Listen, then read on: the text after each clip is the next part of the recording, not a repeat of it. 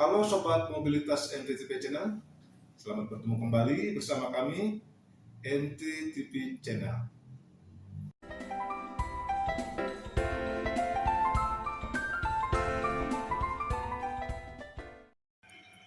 Sobat Mobilitas MTTP Channel, selamat bertemu kembali di perjalanan kita di evolusi kendaraan.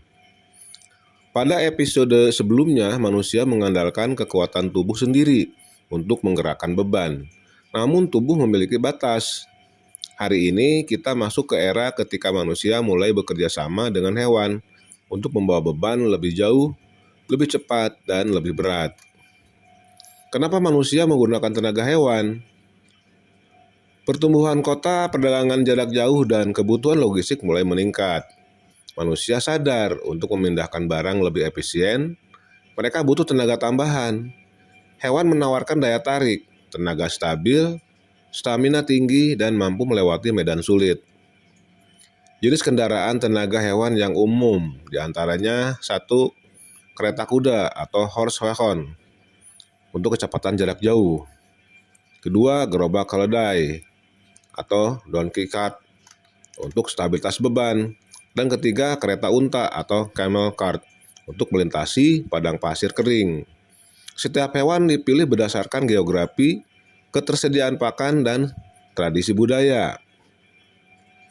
Evolusi harness yoke versus collar. Awalnya manusia menggunakan yoke, semacam palang kayu di leher hewan. Masalahnya, tekanan langsung ke trakea.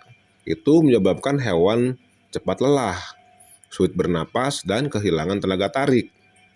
Dunia baru berubah ketika ditemukannya collar, yaitu sabuk melingkar di bahu.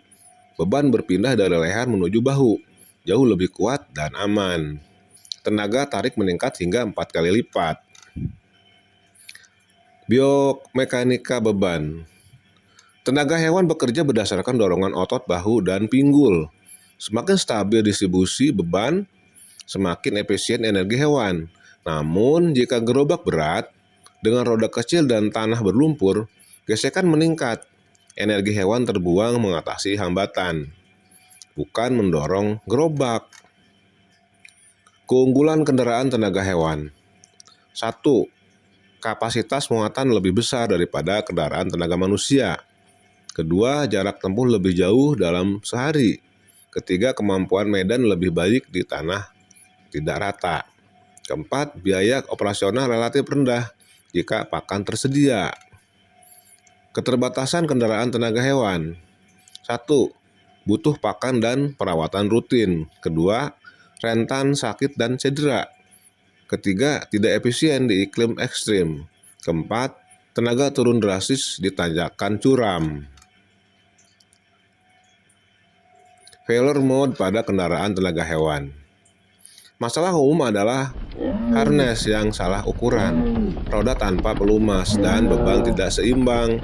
Akibatnya hewan bisa tercekik, roda macet, dan laju kendaraan tersendat.